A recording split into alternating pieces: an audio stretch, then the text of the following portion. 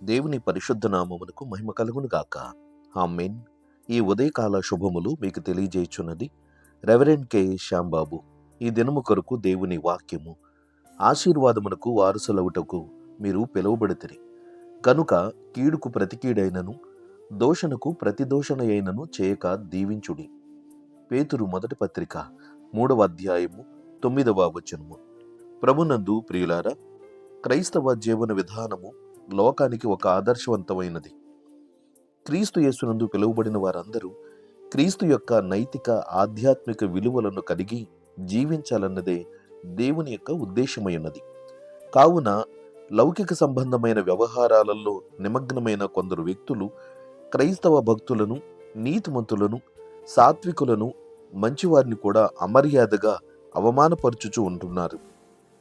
అయితే ఒకప్పుడు లోకానుసారంగా జీవించిన మనము క్రీస్తు యేసునందు మారు మనసు పొందిన వారమై ఆశీర్వాదములు పొందుటకు పిలువబడిన వారము అను సంగతిని మర్చిపోవద్దు. ప్రస్తుత కాలములో దైవదోషణలు, మత విద్వేషాలు అడ్డు అదుపు లేకుండా చెలరేగిపోతున్న వ్యక్తులు చాలామంది ఉన్నారు. అయితే ఇట్టి వాటికి బదులు చెప్పుట కొరకు మనము కూడా ఓర్మి పట్టలేక ప్రతి దోషణకు దిగేటట్లు అపవాది మనలను ప్రేరేపిస్తున్నాడు. మన నోటి ద్వారా పాపము చేయుటకు, మన చర్యల ద్వారా పాపము చేయించుట కొరకు వాడు చేస్తున్నటువంటి పన్నాగాలు. ఆశీర్వాదకరమైన దేవుని మాటలు వచ్చించే మన నోటి ద్వారా బూతులు, ప్రతిదోషణ, దోషపూరితమైనటువంటి ఆ సవాలులు విసిరేటట్లుగా అనవసరమైన వాదములకు, మాటలకు మనను వాడు ప్రేరేపిస్తుంటాడు. అందువల్లనే వాడి పేరే అపవాది. అది దైవికమైన నీతిని పాడు చేయుట కొరకు వాడు చేసేటటువంటి పద్ధతి. ఇది లోకములో ఉన్నటువంటి వ్యక్తులను ఆధారం చేసుకుని అపవాది చేయుచున్నటువంటి కుట్రపూరితమైనటువంటి చర్యలేవి.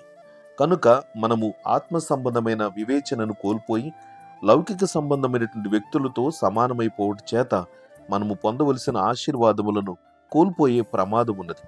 అట్టి వాటికి దూరంగా ఉంటూ మన పరిశుద్ధతను, భక్తిని కాపాడుకుంటూ అనుదినము దేవుని వలన మనకు లభించిన రక్షణను కొనసాగింపు చేస్తూ క్రీస్తు యేసు కొరకు కనిపెట్టవలసిన వారమై ఉన్నాం.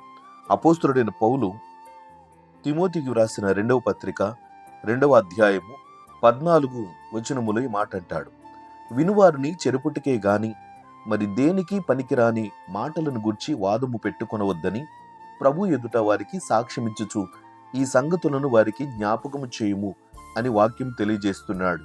అలాగే దేవుని ఎదుట యోగ్యునిగాను, సిగ్గుపడనక్కర్లేని పనివానిగాను, సత్యవాక్యమును సరిగా ఉపదేశించువానిగాను నిన్ను నీవే దేవునికి కనపరుచుకున్నటకు జాగ్రత్త పడుము. అపవిత్రమైన వట్టి మాటలకు విముఖుడువై ఉండుము. అట్టి మాటలాడువారు మరి ఎక్కువగా భక్తిహీనులగుదురు అని వాక్యము ద్వారా తెలియజేస్తున్నాడు. కాబట్టి ఇలాంటి ఆధ్యాత్మికమైనటువంటి విలువలు క్రైస్తవ జీవన విధానములో కొనసాగింపు చేస్తున్నాం కనుక అన్యుల వలె మనము తొందరపడక దేవుడిచ్చేటటువంటి ఆ శిక్ష వారి మీదకి వచ్చేంత వరకు మనము నిరీక్షణ పరులమై మన విశ్వాసమును కాపాడుకొనవలసిన వారమైనాం. ప్రభు అంటున్న మాట ఇది: పగ తీర్చుకునుట నా పని. కాబట్టి మన జీవిత సాక్ష్యమును దేవుని ఎదుట నిందారహితముగాను, నిర్దోషముగాను ఉండునట్లుగా జాగ్రత్త పడదాం. దేవుని యొక్క చిత్తమును బట్టి నిన్ను, నీ కుటుంబమును ఆశీర్వదించునుగాక. ఆమేన్. ప్రార్థన. ప్రేమగల తండ్రి, ఘనమైన దేవ, నీ పరిశుద్ధ నామమునకు స్తోత్రాలు చెల్లిస్తున్నాం. మీరు అనుగ్రహించిన ఈ దిన ఆశీర్వాదాలకై కృతజ్ఞతలు ప్రభువా. ఏ విషయంలో మేము ఆశీర్వాదాలు కోల్పోవటానికి కారణమై ఉన్నావో అవి మీరు మాకు ముందుగా తెలియపరుస్తున్నారు.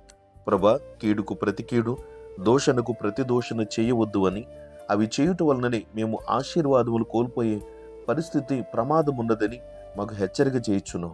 ప్రభువా, మేము ఆశీర్వదించబడుట కొరకై పిలువబడి ఉన్నాము కనుక నీ ఆశీర్వాదాలు పొందుకున్నట్లు మమ్మను ఆత్మీయముగా, భౌతికముగా సరిచేసి సంసిద్ధపరచుమని, యోగ్యులుగా చేయమని ప్రార్థిస్తున్నాం. ఈ దిన ఆశీర్వాదాలు వాక్యం నాలుకిస్తున్న ప్రతి వారికి దయచేయండి. నాయన, చదువుకుంటున్న బిడ్డలకు చక్కటి జ్ఞానమును, తెలివిని, వివేచన దయచేయండి. సమస్యలు ఉన్న బిడ్డలకు సమాధానమునియండి. అమాయకులను పాడు చేస్తూ బాధిస్తున్నటువంటి వారికి తగిన తీర్పు తీర్చండి. నీతివంతుల పక్షంగా మీరు వ్యాజ్యం ఆడండి. ప్రభా, నీ సన్నిధిని సహాయం కొరకు నాయన అర్థిస్తున్నటువంటి ప్రతి బిడ్డల యొక్క అంగలార్పును, ప్రార్థనను మీరు నిశ్చయముగా ఆలకించి సహాయం చేయండి. దేవా, వారి జీవితములలో గెలవగలిగేటటువంటి ఆ శక్తి సామర్థ్యాలు నీ వాక్యము ద్వారా, నీ పరిశుద్ధ సన్నిధి సహాయము ద్వారా ఆ బిడ్డలు పొందుకున్నట్లుగా సహాయం చేయండి ప్రభా. నిరుద్యోగులకు ఉద్యోగాలు ఇవ్వండి, శ్రమలో ఉన్న బిడ్డలకు సహాయం చేయండి. ఆర్థిక రుణబాధలు అధికమై నాయన కృంగిపోతున్న బిడ్డలకు దేవా అప్పులు తీర్చుకునే సహాయమును చేయండి ప్రభువా. కుటుంబాలలో శాంతి, సమాధానము, నెమ్మదిని దయచేయండి. ముఖ్యముగా సమైక్యత, ఐక్యత కలిగించు పరిశుద్ధాత్మ బంధము ప్రతి వారి జీవితములలో మీరు దయచేయమని యేసుక్రీస్తు నామమున ప్రార్థన చేయుచున్నాము తండ్రి. ఆమేన్. తండ్రి, కుమారుడు, పరిశుద్ధాత్మయను త్రియేక దేవుని దీవెన ఎల్లప్పుడూ మీకు తోడయుండును గాక. ఆమేన్.